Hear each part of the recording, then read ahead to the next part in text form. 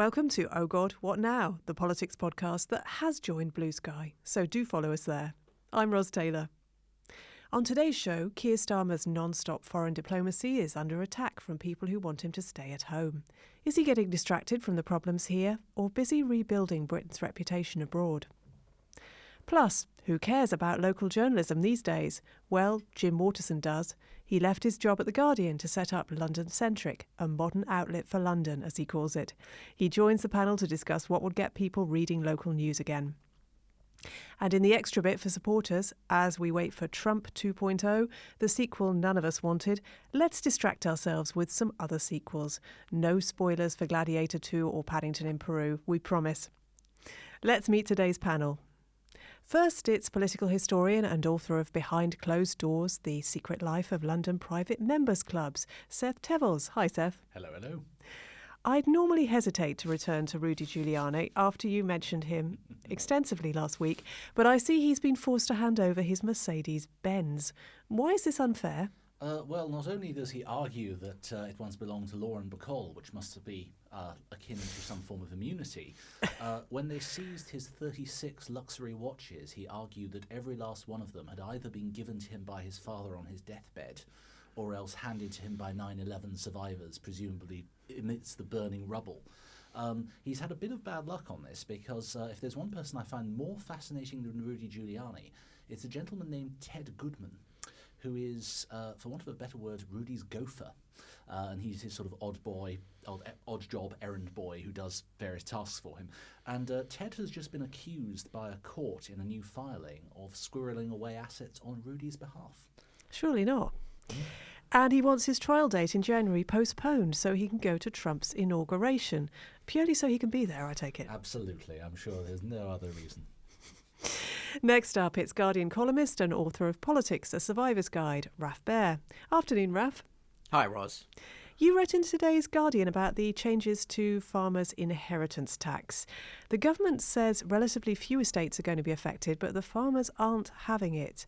Do they have a point, or are the changes fair enough? Well, both of those things can be true because they can have a bit of a point, but the changes can still be fair enough. I mean, there are some very divergent numbers going around. So the Treasury says around 500 estates will be affected by the change, and the farmers' lobby and the union say it's more like 70,000. Now, there are a couple of different ways of accounting for this. I mean, I think it's possible the Treasury has slightly under-modelled the way two different reliefs that they're reforming work together. So there's the agricultural property relief and the business property relief, and we don't need to get into the details, but it's possible that they have slightly undercounted the number of farms that will be affected. But it's also quite clear that farmers are they like to talk about who will be affected by a tax change, and being affected by a tax change doesn't necessarily mean you're going to be paying the tax. And also, if one farmer dies, the legacy, the estate, could have many descendants, and if they're not direct descendants, if not a spouse or a child, the tax situation is slightly different. So, look, the short version is, whenever you take away a tax relief, there's going to be some marginal cases of people who actually, really, even if they've got valuable farms on paper, farms worth millions perhaps, their margins are tight. They really don't feel very wealthy, and so they were expecting one thing and they're getting another thing, and they're really angry about it. Those cases obviously make for a very good sort of lobbying material to say you're treating farmers very badly. There are also a bunch of people who have ploughed a load of money into agricultural land thinking it was a tax avoidance vehicle, and it's not anymore. And they don't really have an answer to that. They don't have a better way of dealing with that problem. So I'm, having had a fair amount of sympathy with those farmers in those marginal cases and who feel, a bit ambushed by this, my sympathy has slightly drained away when you drill into the detail of it, just because the wider issue here, there's a fiscal consolidation that's got to go on, public services have got to be funded, someone's kind of got to pay. Well, yes, and Labour really had to do something like this because it promised not to raise taxes on working people. Is that looking like a mistake?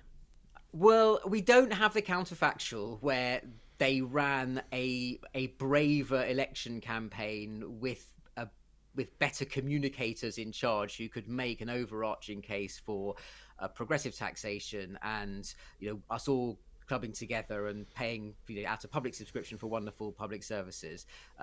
So we don't know what would have happened if they tried that. Obviously, we know all the reasons, and discussed on this podcast many times, the reasons why they felt they couldn't do that.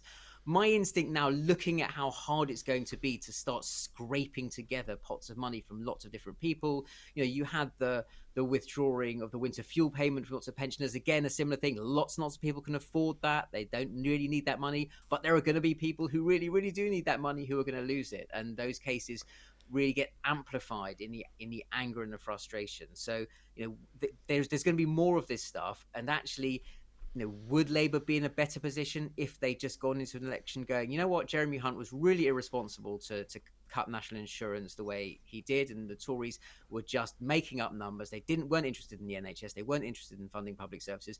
We would love to cut those taxes too, but you know what? We'd also love to have an NHS that works. And so maybe cutting taxes is something we can do after we fix the public realm. Would they have a majority of 170? I don't know. Would they have a workable majority? Also, we don't know. I think they would be glad of that mandate now if they had it. And finally, joining the panel is Jim Waterson, who left his role as media editor at The Guardian to create a new outlet called London Centric. Jim, welcome to Oh God, What Now? Thank you for having me.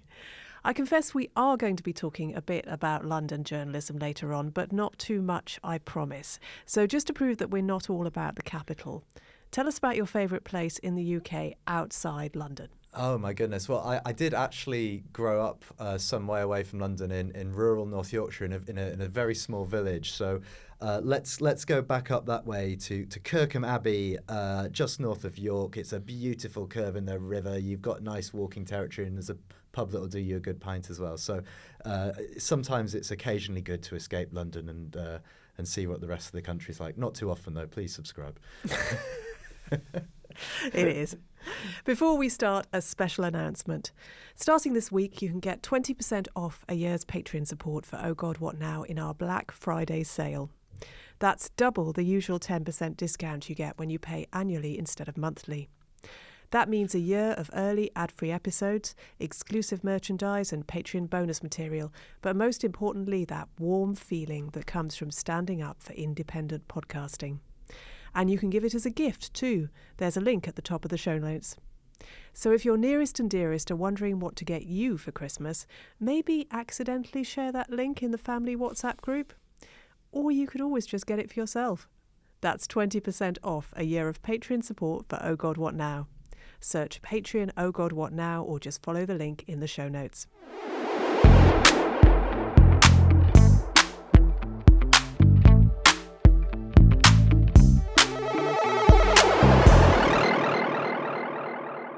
Since he was elected, Keir Starmer has been jetting off around the world pretty regularly. And that's drawn criticism from some who say he was elected to fix all the problems in Britain and he needs to spend a bit more time at home. On the other hand, there's a job of work to be done in re-establishing Britain's credibility abroad.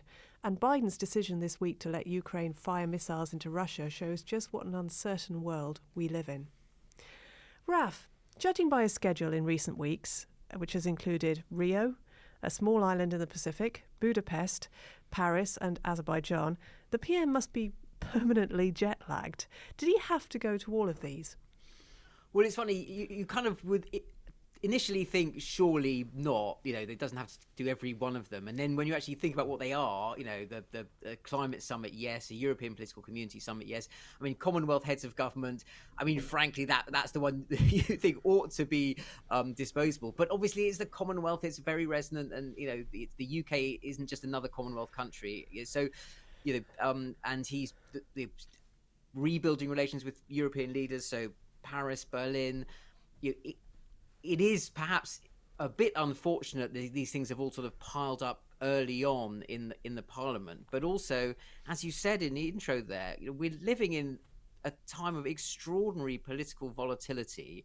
I think you could easily conceive of an argument had he not gone to some of these things. People complaining, saying, well, the Prime Minister's not representing Britain. He's not rebuilding Britain's reputation post-Brexit. He's not taking advantage of the opportunities of Brexit, whatever those might be. It feels a little bit like people are coming up with reasons to give the guy a hard time.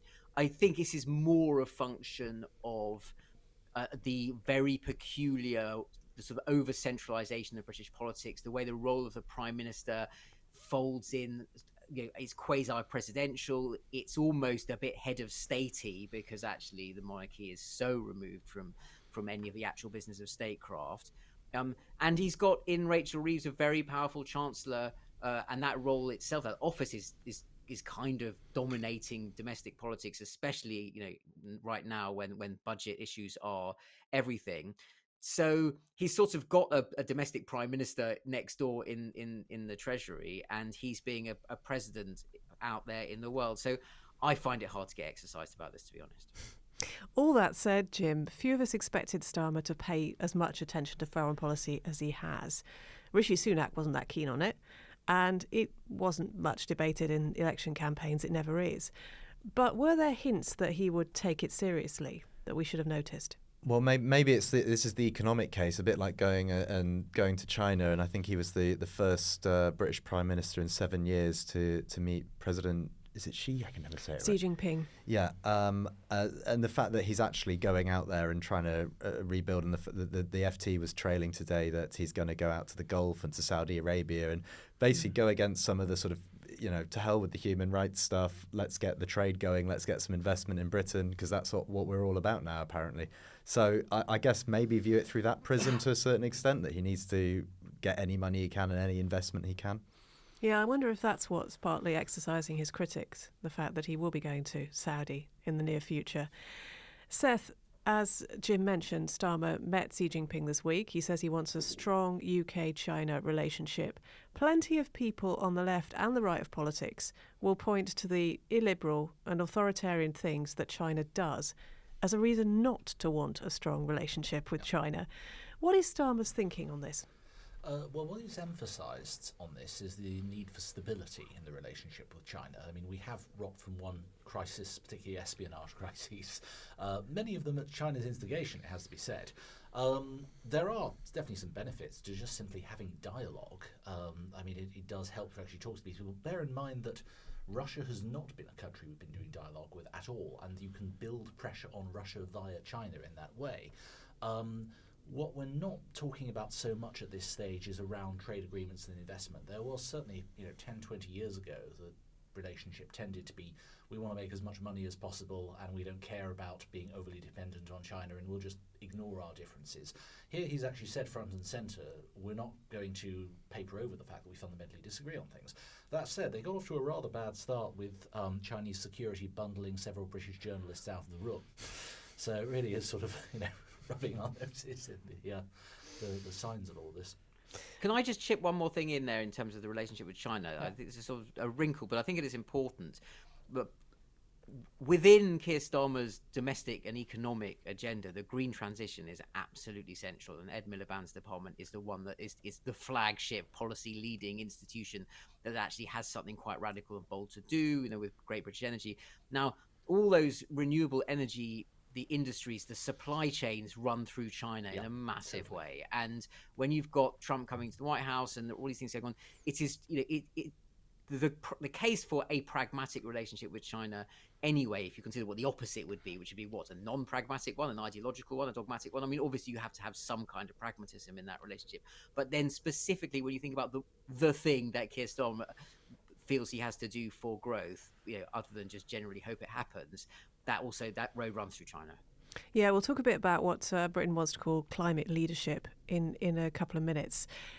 But Seth, how much does Trump's election and his enmity towards China, and of course the threat of huge tariffs that he's making to China, how much does that play a role in Starmer's calculations? I think a very big role indeed. I mean, I alluded to using China to put pressure on Russia. Remember that something that has characterised a lot of diplomacy towards China since the 70s has been the idea of triangulated diplomacy. The idea that the West would play off Russia and China against one another, whose interests are not necessarily aligned. And one of the big dangers in Ukraine is actually China coming in on Russia's side in terms of supplying not just weapons, but also key support logistical things, everything from electronics all the way through to maintenance of cars and things like that.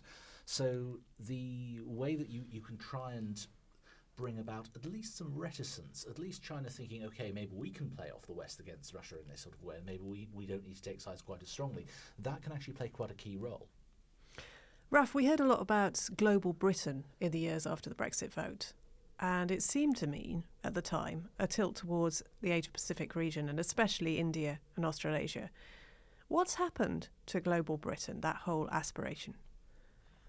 Well, I mean, a lot of that was built on very shallow and fragile foundations, just economically, but propped up by the rhetoric, or the Eurosceptic rhetoric, which viewed the European Union as this sort of sclerotic, geostrategic corpse of a thing that, a shrinking portion of our trade that we should really be breaking away from. And even if it is a slightly diminishing portion of our trade, we do know that it is still sort of half of it, or the whole. So it's so important. But if you ruled out the single market for ideological reasons, you necessarily had to look to other markets. And so you had the sort of absurd situation of, Liz Truss, who, let's face it, her reputation as a someone of great statecraft, will need some rehabilitation, desperate to get trade deals done, things that weren't necessarily didn't account for very much economic activity, or weren't necessarily in the interests of British farmers, for example. And so I think it's just been a slight recalibration of reality in terms of actually geography matters, Europe matters. This idea that there's a sort of an Anglosphere that everything can work around the USA, Canada, Australia, New Zealand. It all feels a bit vintage Euroscepticism, which just isn't the way the current government thinks about it. Bear in mind also, though, that actually David Cameron and George Osborne talked up a golden age of relations with China before Brexit was even a thing or even a word. So, look, as I say, geography matters, and Britain is a European country, and although other markets matter too, and trade with other countries matters, especially the United States too, just keeping the globe in the proportions in which it was created, and looking at economics and therefore trade diplomacy in those terms, we're back in reality on that front, I think. So does that give us a clue about what Starmer's real attitude towards Europe is, beyond the allergy to rejoining the single market and the customs union and all that we already know about? What's his real feeling about what our relationship to Europe should be, given that we're outside the EU? That is a magnificently difficult question to answer. Good. I like those ones. It's because it is so unclear. It is genuinely mysterious, and no one seems to know, because we know. I think intuitively the position that he had before 2020 was a very sincerely held one, which is, this is a terrible mistake. We shouldn't do this. A second referendum might be a good idea. Can we change our minds about this? I think the political understanding he has acquired that that was damaging in lots of ways, really forced people to double down in their resistance to it, cost Labour a lot of votes in 2019, all that sort of stuff. He also understands very well, and the political difficulty of taking a very strong Remain position. I don't think he is deeply engaged in the economics necessarily of how important the single market, even just the customs union, might be to a growth agenda. I think the hope that there is some third way where you can use a bit of outside the EU agility to push ahead in certain industries. All that whole argument, I don't know how hard he's interrogated that. It is clear that there are splits at the top of the government. So you have Nick Thomas Simmons in the Cabinet Office, whose job it is to try and sort of really negotiate what the reset will look like in practice. So I think he's very sincerely pro-European. And you have Yvette Cooper, who's at the Home Office, who perhaps overly dogmatically sees everything through the lens of, well, is this going to be configured as more immigration? Is this going to be literally boost? Are we going to sign up to something that literally means the net migration numbers go up? In which case, no effing way are we going to do that. And you have Morgan McSweeney, who I think tilts very much towards the Yvette Cooper view, partly because of how the politics of immigration play out, and partly because I don't think he's a massive intuitive Europhile the way other people are. So Starmer's got some choices to make on this stuff, and David Lammy much more Europhile. So yeah, Starmer, he's got some choices, and the one thing we know about Keir Starmer is you don't know which way he's going to jump until he does it. We just heard reports, of course, that Britain has given permission for Storm Shadow missiles to be fired from Ukraine against targets in Russia, and Joe Biden has just relaxed a similar red line. Seth, how big a deal is this in our support for Ukraine? It's a big deal in that we've shown as Britain that we go to the very edge of what we can do to support Ukraine. But I actually slightly disagree with a number of colleagues who I very much respect have said it's a huge escalation. I'm less sure about that. Firstly, as you say, Joe Biden relaxed his red line on this, and the two are tied because where Britain uses these things follows very much America on that. And one of the bits of small print that's been less discussed on this is that so far Biden has said that he's only actually authorised the use of long-range missiles in the Kursk region where there's the Ukrainian incursion. Now, yes, these are technically classified as being long-range missiles. They have a maximum range of 155 miles. Now, for context, I mean, Ukraine is a country that's about 500 miles from north to south and 800 miles across. Moscow is 615 miles from the Ukrainian border. These are not going to be taking the fight right up to the very home front. These are going to be going slightly further than the things that are going 30 miles in, 80 miles in at best. Is it likely that they're going to extend the range towards that end? Quite probably, I think, over time. But when we talk about long-range missiles, I think a lot of these are artificial barriers. You know, we're not discussing going nuclear or anything like that. And cruise missiles have already been used in Ukraine quite a lot throughout this conflict. And can I just say something in favour of using cruise missiles on this, which is that these are precision weapons. I'd far rather they're doing that than using imprecise weapons. You know, I'd far rather actually maximise the damage to the Russian military forces and minimise any Russian collateral damage to civilians. So, getting back to the climate, which Raf mentioned earlier, Number 10, of course, wants to talk about climate leadership. And he mentioned how that actually means, in many ways, getting access to China's tech and green tech. Yeah. How much can the UK do about the climate crisis, apart from decarbonising our own energy grid, which Ed Miliband is busy trying to do? Well, I think quite a bit, actually. What the government's just announced is this Global Clean Power Alliance, the G20.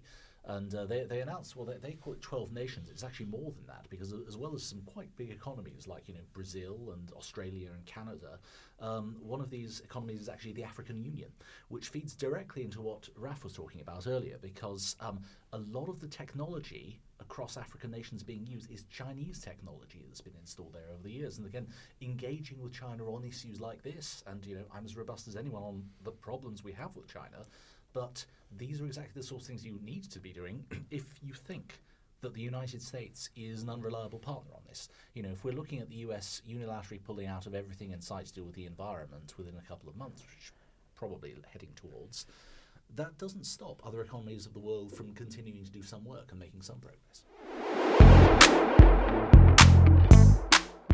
Now it's time for But Your Emails, when we answer a question from one of our Patreon backers.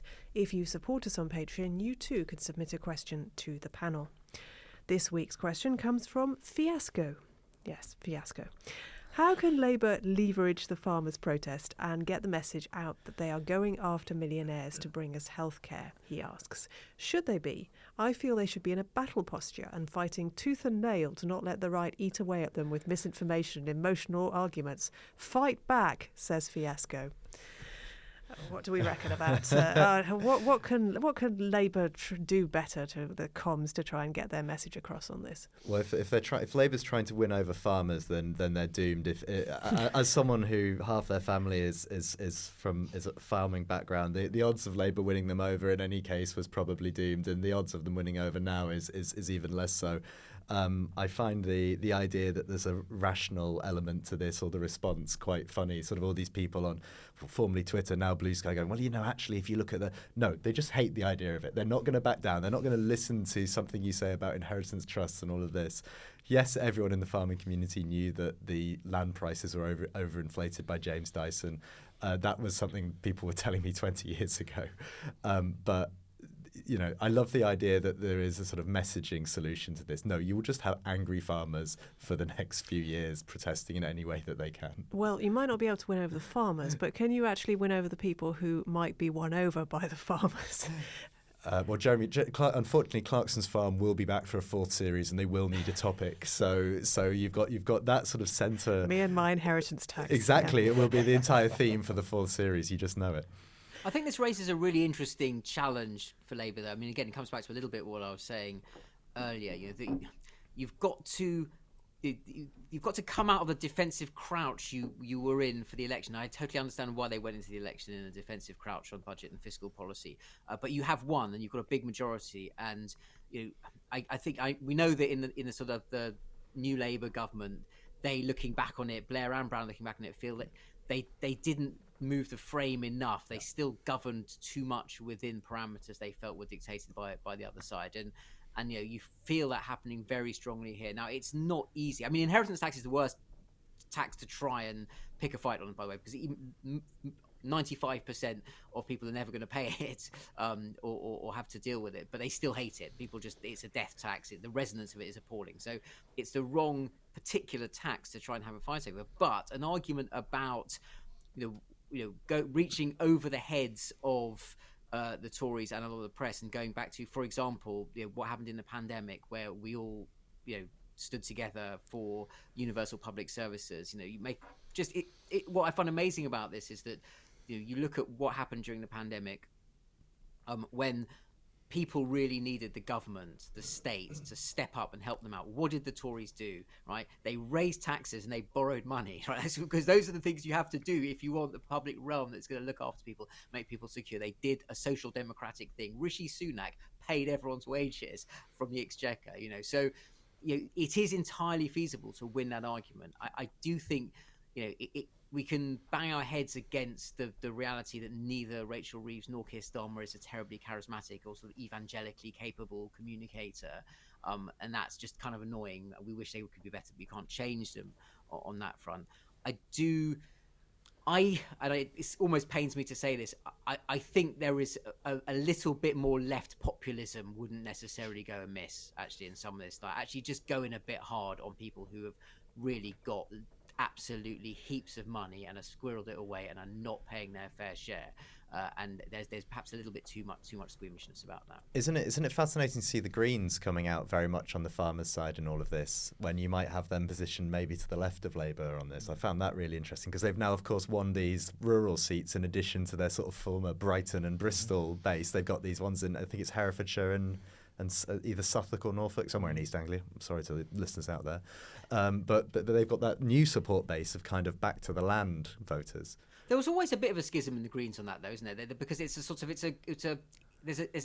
ecology and then there's conservation, and they're slightly different things. And so there's always a bit of a reactionary conservationist thread through Green politics, and it's one of those classic kind of bits where the horseshoe meets slightly, and in terms of change nothing, keep the soil as exactly where it is, and don't do anything. That's why they don't like electricity pylons going up, even though they might be carrying green energy. Okay, Morgan McSweeney, if you're listening, a bit more left populism, please, from your favourite centrist podcast. Next up, do you have a local paper? And if so, do you read it? Chances are you don't, and that's a problem. If you want to know what your council is up to and get a fairly balanced sense of what's going on in your neighbourhood. Over 300 outlets have closed in the past 20 years. The Shrewsbury Chronicle, where I did work experience in the sixth form, is a shadow of what it was. But as Jim Waterson's going to tell us, local news isn't quite dead yet. Jim, you set up London Centric on Substack after the Evening Standard went weekly. Tell us about the state of journalism in London, why you decided to go it alone. So I'd spent 6 years as media editor of The Guardian, and one of the things I'd covered during that time was the collapse of the local media industry. Most local titles in the UK are owned by three big corporate groups, NewsQuest, Reach and National World. And they've basically adopted a click-first approach. How many people can we get on our sites? Oh, well, they're not going to click on council stories, so let's just write up what's in the middle aisle at Lidl this week, or let's write up, what Piers Morgan said this week. So you end up with these strange things that are nominally local, but are actually just full of adverts, unreadable, and not covering that much actual regional content. And I got so many depressed people from those outlets messaging me, and this isn't why I got into journalism. And I had this moment, sort of a fork in the career. Maybe I just couldn't bear to share the same pages as Raf anymore, or maybe it was just that I needed something different to do. But no, seriously, I was going around London, and I just felt strangely, The Guardian often wanted me to report on news deserts, this idea that places where local news has been left behind. And I kept feeling that London, the city where I was raising a family, where I lived, on a pan-city level was almost approaching a news desert. There were some great borough-by-borough papers, some great hyperlocal outlets, but there was not that much covering City Hall and the big pan-London issues. So really, I chucked in a job I loved and thought, let's see if I can make something of this. And I've been overwhelmed both with the reader response and also with the number of people who've come to me with stories that they're just desperate to tell but haven't had an outlet. And this is a city of 9 million people, and it's almost funny to be making the case as London as the left behind place. But honestly, some much smaller cities in the UK have far better actual scrutiny of the council. And I kind of feel London falls between two stools. It's covered by the nationals, who cover it to a certain degree but then get a bit embarrassed to be going in depth on it. And then the sort of local media isn't there because, well, the nationals are hoovering up the top lines. What I'm trying with London Centric is to go, I'm going to do a few pieces a week. They're going to be in depth. They're going to tell you something new about your city, and it's going to break news.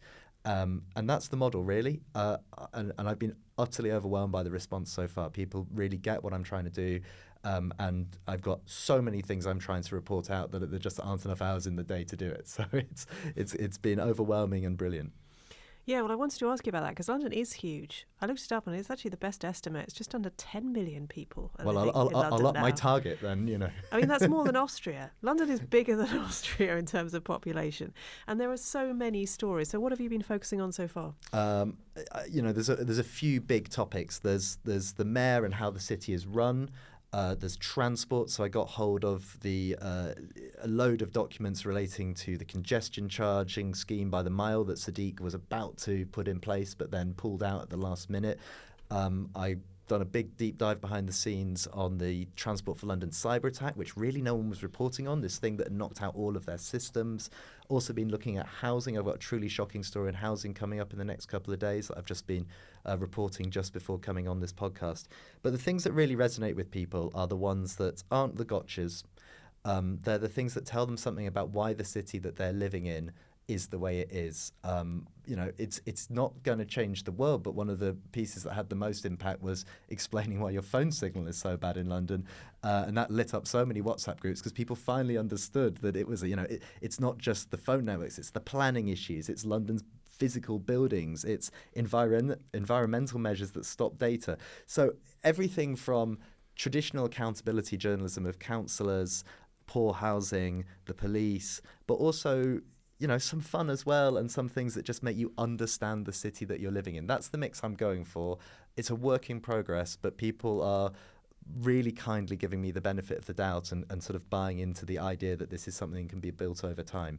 And I don't know what London local media will look like in a few years' time, but I think there's a few things going on at the moment that are going to be the foundations of what it becomes. What makes you really different from, say, BBC London News, which, full disclosure, I used to freelance for? I mean, they're great they cover the news agenda of the day. They will have the big announcement. They will have the, and they also have the benefit of that reach, which I don't have. I'm relying on word of mouth and people hearing about it and checking it out and liking what they see. What I can do is I'm saying I'm not going to cover the main sort of stories of the day. There's lots of places like the BBC website that will do that for you. I'm going to go behind the scenes, go in depth on a couple of topics a week, and then give you the in-depth sort of thoroughly reported story, because I'm not rushing around trying to get to every single event that the mayor is at, get to every single TfL launch, get to every single sort of notable thing, because that's covered, that's fine. There's some places that are still doing that. What I want to do is go, here's the story behind the story. Yeah, actually, at the time when I was working at the BBC in London, they were actively discouraging you getting scoops. It was one of the reasons why I left, because it was seen as competing with local media, and the BBC shouldn't be competing with local media, even though local media was dying. And local media was dying, and now it's barely doing anything itself because it's too busy writing up whatever someone has tweeted out this week. I mean, I really do think people don't realise that we're now in the final days of a lot of the old local media outlets. They are not going to survive a few more years. They've annoyed their old audience base. They can't bring in the revenue from ads, and Google and Facebook are crushing their ability to get traffic. So those days where your local paper will be full of Reach titles, if your local paper and you're listening to this is owned by a company called Reach, they're asking their journalists in some cases to do 8 stories a day. You cannot physically do that unless you just go flat out, bang a tweet in, publish, bang a tweet in, publish. Yeah, and Chat GPT would do it just as efficiently, and probably the content wouldn't be dissimilar, and it probably already is doing quite a lot. It genuinely is. We are not far off that end game, and this means that I actually am weirdly optimistic, because if AI comes along and just makes that churn, that clickbait pointless churn, completely irrelevant and non-financially viable, that actually means that all that's left is places like myself and London Centric trying to do things properly. And you've seen elsewhere in the country how well that model can work. Manchester Mill has done great stuff up in Manchester. I think of the Bristol Cable was one of the pioneers. There's the Ferret back in the day in Scotland was doing great stuff. There is a sort of small little network of people who are normally a bit mad, sometimes have left, otherwise nice jobs at media organisations, and are going, what if we just try to do something different? And the thing that's really changing is I'm noticing that people are willing to take a punt and pay. And they're either paying because they really want the content, or they're paying sometimes just because they like the idea of what you're doing. They like the cut of the jib, and they just want to go, I'll give you some money, please go away and look into this. I'll give you some money, please go away. Well, please go away. I mean, that's the dream for any journalist. But I'm hiring freelancers. I'm hiring illustrators. It's not cheap to run even something that's online only.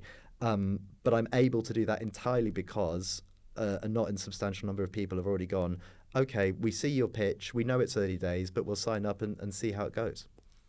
I should point out that, of course, it's not the only site dedicated to London news. There's On London, Dave Hill's London site as well. There's various others. Dave's absolutely brilliant, and I'm a subscriber to his as well. And I really like the idea that if you subscribe to a few of these outlets about the capital, and and if you're listening outside London, there's equivalents springing up elsewhere. But there's a start of a sort of slightly different, more fragmented but interesting scene. And I joke, but it's almost a bit more like an influencer culture where you have, a few solo operators, maybe with a couple of people working with them doing their own thing. And if you mesh it all together, you get something resembling the old local paper. Seth, what's been lost as local papers have shut down? I think Jim's already pointed to some of it. You certainly have scrutiny of incompetent councils. I can remember going along to my local council, and there were only 3 people in the visitors gallery, and the other 2 people were a guy writing an insane blog that was good fun to read, and the local journalist. And that local journalist would actually share those proceedings with everyone else in the borough, and we'd learn about things for that reason. You also have protection against things like unscrupulous developers. Now, it's very common for us to say, well, I don't like the way that my high street is changing for the worse compared to 5-10 years ago. Well, by the time you've reached that stage, it's already happened. It's only if you're actually involved in decisions and you know about them in the first place that you can do something about it. And I think also we've always benefited in the past, when there was this strong local media culture, from correspondents knowing their patch and knowing what was worth covering as a story. And what we have instead, I think it's probably mostly community message boards, whether it's on Facebook or on Mumsnet or whatever's hosting it. And I don't think that's filled the gap. Why don't people seem to miss it?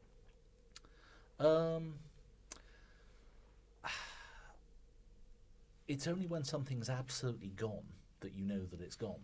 If I think about how many times a week or indeed a month I would look at the Ham and High, it was sort of a shame, but I thought life would go on. And then there comes a point 2 or 3 years later when you think, I really haven't had any dose of that whole part of my life about the community all around me. On the other hand, I think the one thing we can take some solace from is you don't have to read the letters page anymore. Raf, I know a lot more about Trump's cabinet picks than I do about what my council is up to. Is that a good thing? No, I don't think it's a good thing.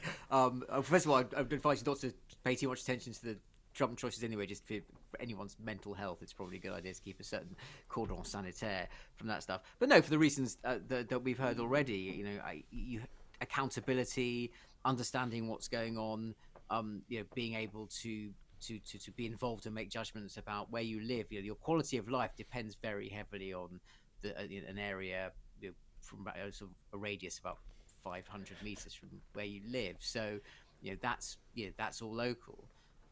So I mean, in answer to the previous question about why don't people notice, I think, and Seth touched on this a little bit, there's a sense, I think, that we get a sort of a pseudo local news stream from Facebook groups and WhatsApp groups, and that's, I think, quite dangerous in a way, because it's a sort of methadone-y. Actually, that's the wrong analogy, because methadone is better than smack. So okay, I'll come up with a different metaphor. But it's a sort of a synthetic version of something that makes you feel that you're kind of aware, but it's also all the sort of self-radicalizing, skewing, warping lenses that a closed Facebook group can apply to anything, can operate there. So I'm certainly very much aware on things like planning decisions or council decisions. And I know people, for example, who were involved in trying to navigate doing the sort of a low traffic neighbourhood in Oxford, which became an absolute culture war, a bit like ULEZ in London, in the sense that the whole issue got absolutely captured by people who were vehemently opposed to anything that was seen to be a sort of a green tyranny against the freedom-loving motorist. And the local authorities found it impossible to get any purchase on the debate, because by the time they'd sort of been through their clunky analog ways of trying to communicate, the WhatsApp groups and the Facebook groups had already run off down all sorts of slightly conspiracy theory rabbit holes. And so that's what happens when you have those news deserts. There's no the connective tissue that gets a civic space functioning in a healthy way atrophies, and mad news silos take the place of actually good news institutions. What's the local media like in Brighton, where you are? Well, it matches exactly what Jim was saying at the beginning. So when I first moved down here, the Argus, it was in decline, obviously, but certainly older generations, people who weren't commuting up to London every day, people who felt much more rooted in Brighton and Sussex, generally, the Argus might well have been their first newspaper of choice before going to a national paper, and that's NewsQuest, and it still sort of does a bit of telling people interesting, gossipy things about what's going on in Brighton, and I think it probably covers the football pretty well. I mean, if you care a lot about Brighton and Hove Albion, you might look at the back pages of the Argus, but it's not doing what Jim's doing, or aspires to do,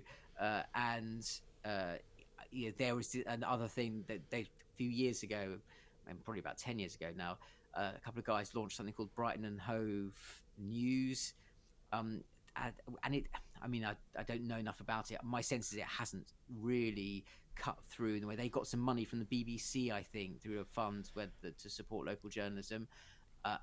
That's more of a kind of a community news sheet, as far as I can tell. They're not breaking stories, So, and to Seth's point, when you notice it is when, for example, we have industrial action and council strikes, bin strikes, things going horribly wrong, where the intricate local politics of it, you really have to be across. You have to know actually what's gone on. Why was that contract signed?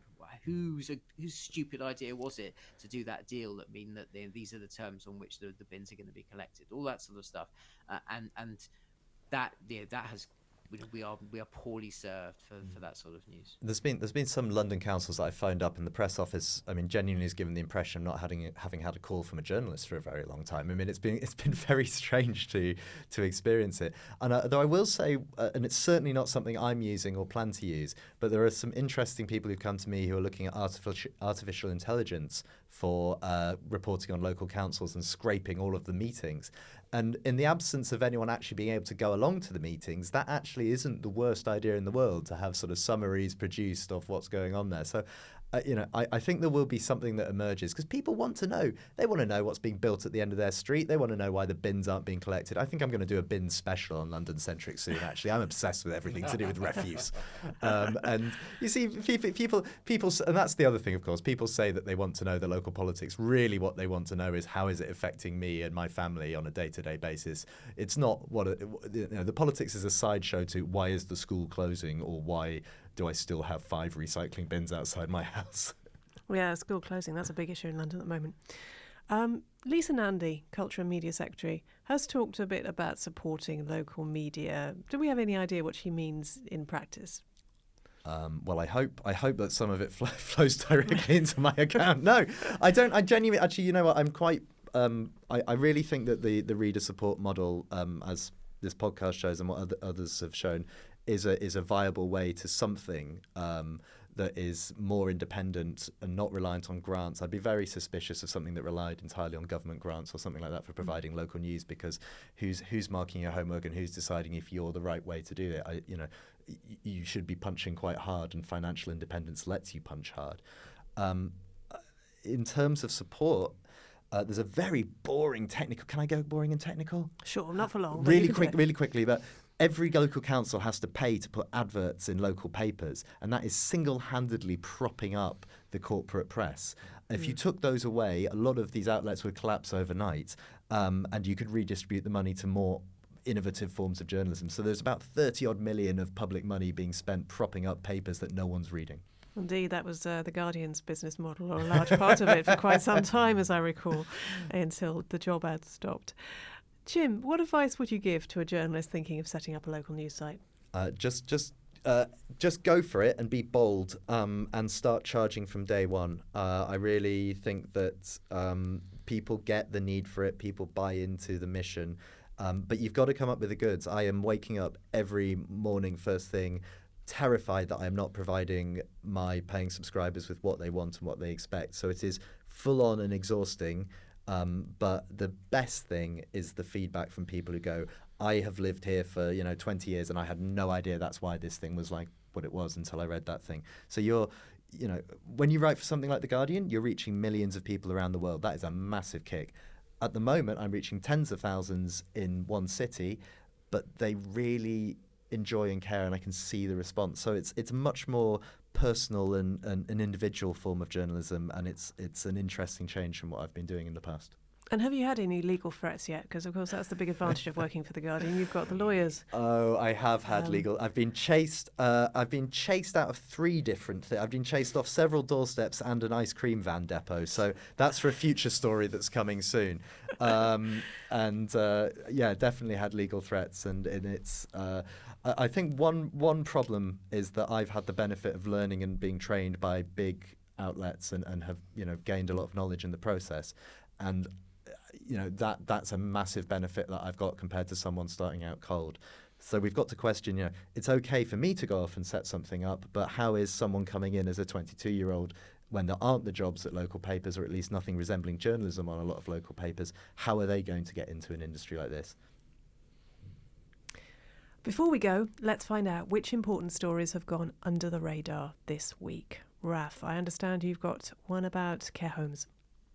Well, it's a bit sad that this counts as under the radar, because it was clearly on Downing Street's grid as a big announcement at the start of the week. We're coming back to, I think we discussed before, about why Downing Street comms might not necessarily be as effective as they would like. But the government, they have announced, so it's Bridget Phillipson's department, and they're going to force the big companies that provide care homes to be more transparent and disclose basically their financial performance metrics, and possibly to actually limit the amount of profit they can make.